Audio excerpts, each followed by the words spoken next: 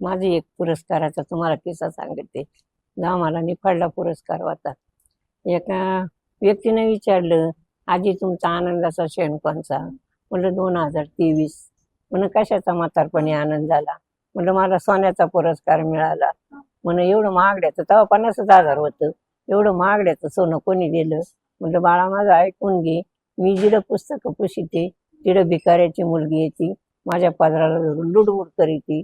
मग मी तिला म्हणले, बाळा तुला मी बिस्किटचा पुडा देते, पावाडा देते, तुला काय हवंय आज? ती म्हणा आजी एवढी कान्याकोपऱ्याला पुस्तक आहे, तू एक पुस्तक माझ्या भावाला देऊ शकत नाही का? मी शिवाजी महाराजाचं त्या तिच्या भावाला पुस्तक दिलं. परत मी मनात विचार केला का हिला सुद्धा आपण काही द्यायला पाहिजे. तिला सावित्राबाईचं पुस्तक दिलं. ते सावित्राबाईचं आडवं कुकू आणि असं पुस्तक दिलं. ती मनाला हसायला लागली. हसायला लागल्यावर मला आनंद झाला, का हिला आनंदच झाला. मग मी एका कामावाल्या पोराला फोटो काढायला लावला. म्हणलं हिचा फोटो काढून दे.